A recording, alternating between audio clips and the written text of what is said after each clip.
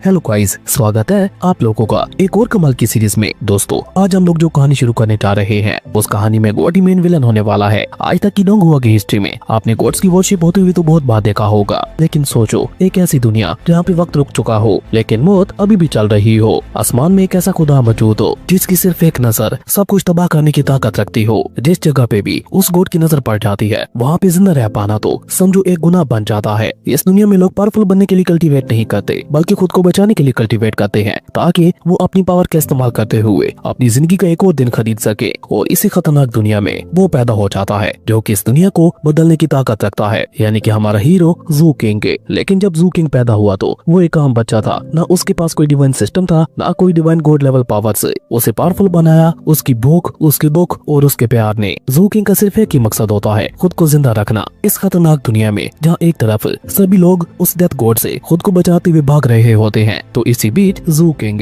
उस death God की आंखों में आंखें डालकर उसका मुकाबला करने के लिए तैयार हो चुका होता है। ये कहानी सिर्फ कल्टीवेशन स्टोरी नहीं होने वाली, ये कहानी होने वाली है वक्त से बाहर निकलने की, एक गॉड को उसकी औकात दिखाने की। अब ये सब कुछ जू किंग कैसे करता है ये तो हमें इस कहानी में ही पता चलेगा। तो चलिए अब हम लोग और ज्यादा टाइम जाया ना करते हुए अपनी इस कमाल की सीरीज को स्टार्ट करते हैं। तो कहानी की शुरुआत में हम लोगों को एक एंशिएंट पैरामोडल सिटी का सीन दिखाया जाता है, जहाँ पे आज एक तरह का कोई त्योहार चल रहा था। और उस समय हमारा हीरो जो कि सिर्फ 6 साल का था, वो ऊपर आसमान में देखते हुए कह रहा था, एक बार मुझे मेरे बड़े भाई ने बताया था कि जब भी डेथ गॉड की आंख खुलेगी वो सब कुछ तबाह कर देगी। और आज वही दिन था जब वो डेथ गॉड अपनी आंख खोलने जा रहा था। और इसी बीच हम लोगों को वहाँ पे आसमान के बीचों बीच एक गॉड का रेमिनेंट फेस दिखाया जाता है, जो कि दिखने से ही बहुत ही ज्यादा खतरनाक और भयानक लग रहा था। वो जैसे वहाँ पे अपनी आंख खोलकर जमीन की तरफ देखता है तो वहाँ पे सब कुछ तबाह होना शुरू हो जाता है। किसी को कुछ भी समझ नहीं आ रहा था कि आखिर वहाँ पे ये सब हो क्या रहा है, लेकिन कोई वहाँ पे कुछ सोया समय पाता उससे पहले वहाँ पे सब कुछ तबाह होना शुरू हो जाता है। उस गॉड की आंख की नजर में वहाँ पे जो कुछ भी आ रहा था वो वहाँ पे